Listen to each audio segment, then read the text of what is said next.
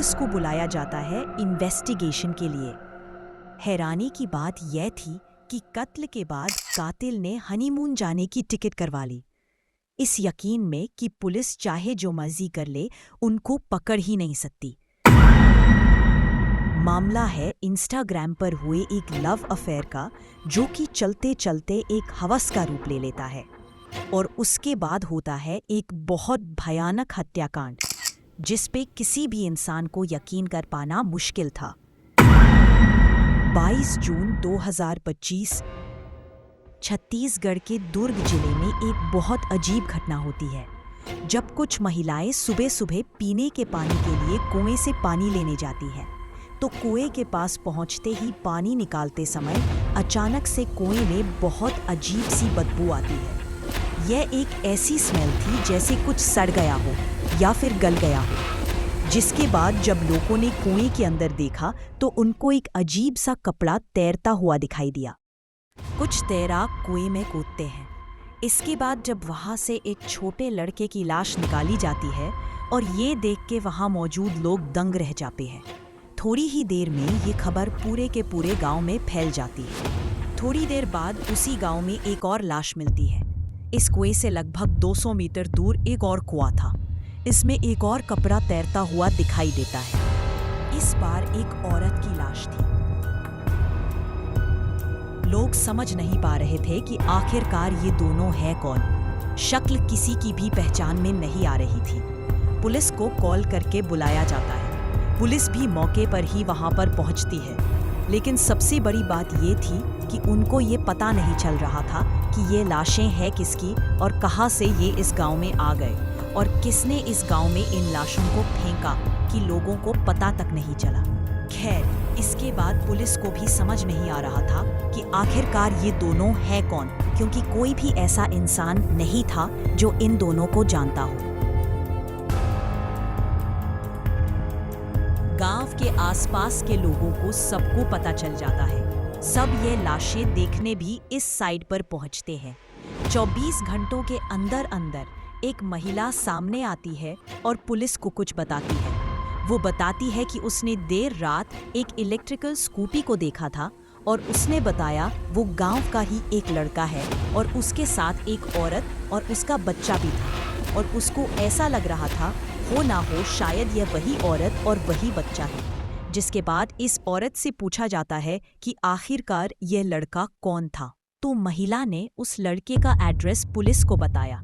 लड़के का नाम था शुभम कुमार सिंघोर और इसकी उम्र थी 22 साल। पुलिस को जब पता चलता है तो पुलिस उससे पूछताछ करना शुरू कर देती है। लेकिन इसके अलावा उस औरत ने एक और नाम बताया था कि उस लड़के को भी उन्होंने उनके सराउंडिंग ही देखा था, और इस लड़के का नाम था छत्रपाल सिंह। इसकी उम्र थी 26 साल। अब पुलिस इन दोनों से पूछताछ करना शुरू कर देती है। छत्रपाल सिंह जो था वो थोड़ा सा पुलिस को संदिग्ध लग रहा था, जिस वजह से उससे ज्यादा अच्छे से बारीकी से पूछताछ की जाती है। पहले तो बहुत बहाने बनाता है, लेकिन पुलिस की मार के आगे उसका मुंह खुल जाता है। फिर एक एक करके उसने पूरी कहानी बताई कि ये जो औरत है जिसकी लाश थी उसका नाम था सुनीता चतुर्वेदी और उनकी उम्र 34 साल थी, और मृतक महिला का घर का नाम पल्लवी था और वो इस गांव से लगभग 20 किलोमीटर दूर रहती थी। छत्रपाल ने बताया कि सुनीता की शादी पहले हो चुकी थी, लेकिन लगभग 7 साल पहले उसके पति की मौत हो गई थी, जिसके बाद से वो विधवा ही थी। इसके पति की मौत के समय उसका बेटा सिर्फ 2 महीने का था। थोड़ी ही टाइम में सुनीता ने एक प्राइवेट स्कूल में टीचर बन गई, और इसी दौरान सुनीता इंस्टाग्राम में बहुत ही ज्यादा एक्टिव रहती थी। उसे इंस्टाग्राम चलाना अच्छा लगता था। सुनीता की लाइफ में सब कुछ ठीक चल रहा था। फाइनेंशियली सब कुछ अच्छा था। वो अपने घर में अपने माता पिता के साथ रह रही थी, लेकिन कभी कभार जिंदगी में एक इंसान की कमी महसूस होती थी। इस उम्र में किसी का पति अगर चला जाए तो एक बहुत बेसिक सी नीड होती है, कोई तो हो जो मुझसे बात करे, मेरा हाल चाल पूछे। शायद सुनीता को भी यही चाहिए था। शायद सुनीता एक पति भी ढूंढ रही थी अपने लिए। लेकिन अभी तक उसको वक्त नहीं मिला था कि इन चीज़ों की तरफ सोच पाए। और कुछ दिन बाद जब वह चैट कर रही थी, इसी दौरान छत्रपाल से उसकी बातचीत होनी शुरू हो जाती है इंस्टाग्राम पे। और छत्रपाल जानता था कि सुनीता उसके पड़ोस के ही गांव में रहने वाली है, जिसके चलते सुनीता से बातचीत शुरू कर देता है। धीरे धीरे यह बातचीत दोस्ती में बदल जाती है। दोस्ती से नज़दीकियां बढ़ने लगती है। दोनों का मिलना जुलना भी शुरू होता है और दोनों को प्यार हो जाता है। और प्यार शारीरिक संबंध में बदल जाते हैं। वो जानती थी कि छत्रपाल के इंटेंशन शायद शादी करने के या फिर उसके साथ प्यार में पड़ने के नहीं हैं। वो सिर्फ संभोग के लिए ही उससे मिलता है। इसी के चलते सुनीता जानती थी कि ये उसका रास्ता सही नहीं है। धीरे धीरे वो अपनी फीलिंग्स पर कंट्रोल करना शुरू करती है। छत्रपाल को मिलने से मना कर देती है, ये कहते हुए कि मैं अपनी लाइफ अकेले बिताना चाहती हूँ और अगर मेरे साथ रहना है तो फिर मुझसे शादी कर लो। लेकिन छत्रपाल के इरादे वैसे नहीं थे। छत्रपाल थोड़ा टाइम उससे बातचीत करना छोड़ देता है, लेकिन जो आदत उसको लग गई थी हर दूसरे दिन सुनीता से मिलने की, शारीरिक संबंध की, ये उसके अंदर से जा नहीं रही थी। जिसके चलते सुनीता के साथ एक खेल खेलता है।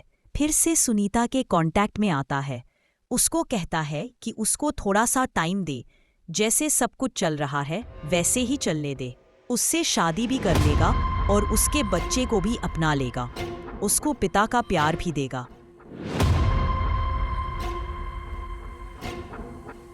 सुनीता ये बात सुनकर बहुत खुश थी। अब धीरे धीरे सब कुछ वैसा ही होना शुरू हो जाता है। देखते ही देखते दोनों फिर से बहुत रेगुलरली मिलते रहते हैं। कभी छत्रपाल सुनीता के घर चला जाता या सुनीता छत्रपाल के गांव चली जाती थी। लेकिन थोड़ा टाइम बीतने के बाद जब सुनीता को पता चलता है कि छत्रपाल के इंटेंशन शायद फिर से शादी करने के नहीं है और वो सिर्फ टाइम पास ही कर रहा है, तो सुनीता शादी करने के लिए उसको फोर्स करना शुरू कर देती है। हालांकि दोनों में एज गैप भी बहुत ज्यादा था, लगभग 8 से 9 साल का। और दूसरी तरफ छत्रपाल, जो कि अभी जवान था, वो बस सुनीता के साथ अपनी हवस मिटा रहा था और सिर्फ टाइम पास कर रहा था। और देखते ही देखते ये चीज़ें एक अजीब मोड़ ले लेती है। जब थोड़े टाइम के बाद यानी कि अप्रैल 2025 में छत्रपाल शादी कर लेता है बिना सुनीता को बताए। सोचो कितनी हवस भरी थी उसके अंदर। और छत्रपाल शादी की जरा भी भनक तक नहीं लगने देता। छत्रपाल शादी के बाद भी सुनीता से मिलने जाता था ताकि सुनीता कोई हंगामा न कर दे।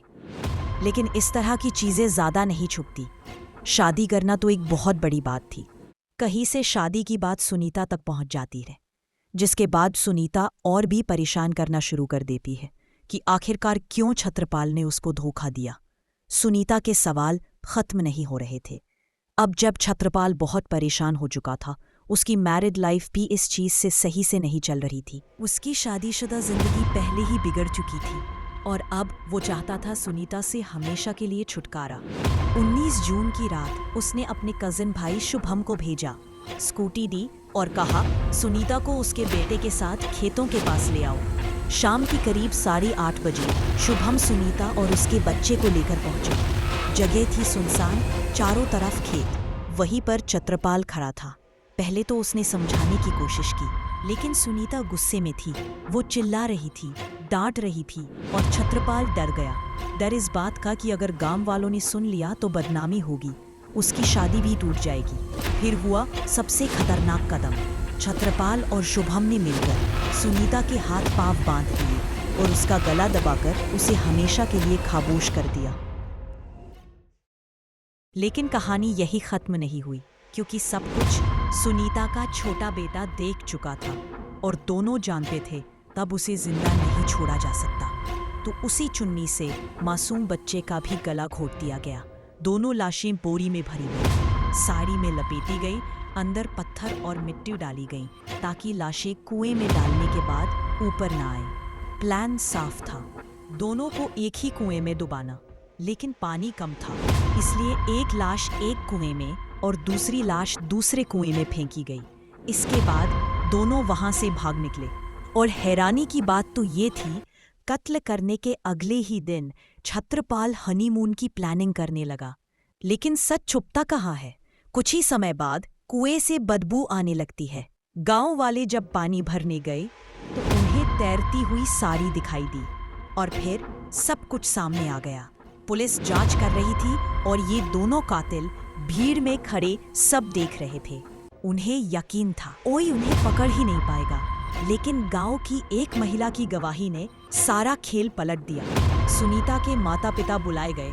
उन्होंने लाश की पहचान की और फिर साफ हो गया कि इस हत्याकांड के पीछे छत्रपाल और उसका कजिन भाई शुभम ही थे।